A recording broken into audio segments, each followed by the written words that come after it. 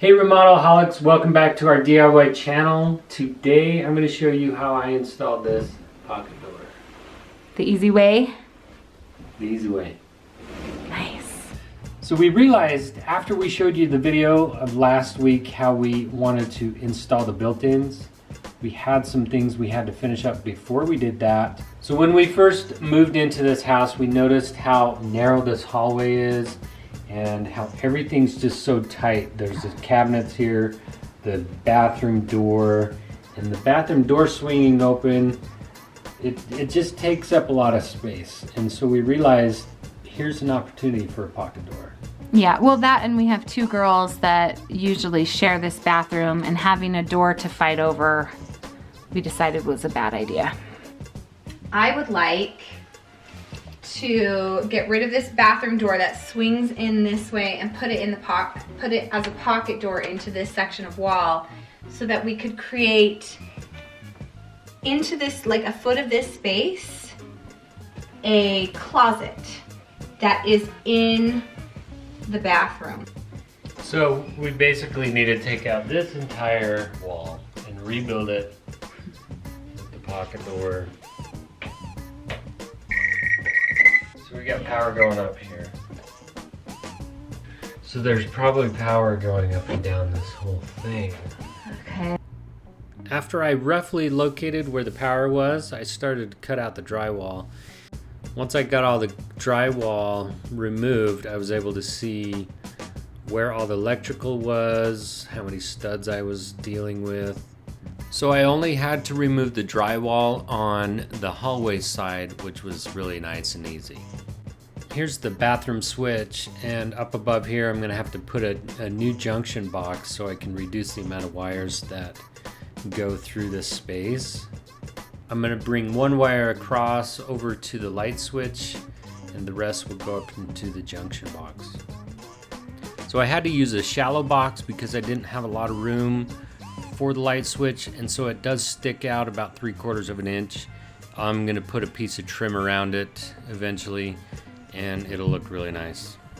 So this I can leave where it is. I might push it off to the side a little bit so it's out of the way. But in this space, I need to add a 2x4 that goes all the way across. So I'm going to cut out these 2x4s that go up and down, notch it out so I can put a 2x4 header up there. And then I'm going to remove the door jamb and this 2x4 that's right behind it. So this is not a bearing wall. If it was a bearing wall, we would have to do things different, and we would have to consult an engineer. So I cut out the 2x4s that are in the way, and I cut out a spot so I can put that 2x4 header in back in place. So now this space is almost ready to bring in the pocket door frame. I also had to cut off the bottom 2x4 that was attached to the floor. Pocket door kit goes all the way to the floor. This is how the other side of the wall looks. I didn't have to mess with it at all. I tried to leave the sheetrock intact. Got all the header and everything in. So come see look at the rough opening based on a 28-inch door. You can buy this kit at the hardware store. So the kit cost about $80, and it doesn't include the door. We used the existing door that was on the bathroom, and then it just goes in here like this. So we were able to get this pocket door in, leaving the other half of the drywall in place, which is pretty cool. And then what do you do to re-secure that drywall? Sorry, Tiger. And then, Hold on, let me let the cat out. He's dying. then I'm gonna have to use 1-inch screws into these boards. From the other side, just to re-secure it all. On this side. Awesome. Okay, so where are you gonna attach it right now to begin with? So right now, I'm gonna level it. Make sure the track is level on top and screwed in place. And then I'm gonna start Hold on. attaching it here. Tiger's having a conniption fit. Let me. Okay, so there's like a little metal plate. So that keeps the frame from moving around. Yeah.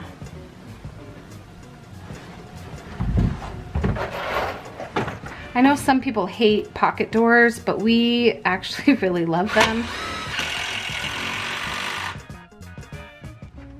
In this case, we have a small bathroom, and the pocket door will gain about 8 or 9 square feet just from missing that swing of that door or removing it. So now I have all the drywall pieces put in place. The next step is to start taping and patching all the holes. I made sure that I only used 1-inch screws around the door so that the screws don't poke through and scratch the door. Anyway, so it is moving along, but in order for us to be able to finish this project, we had to finish all the door molding, which meant we figured we'd show you how we installed this pocket door this week. Look, he disappears. Except I still see your hand. So look how cool that is. We don't have this issue where the door used to swing this way. Yeah. So now we have the opportunity to use this space that we're starting. Yes, and especially without fights and slamming fingers in doors and all of that jazz. Thanks for watching this video, everybody, and we'll see you in the next one.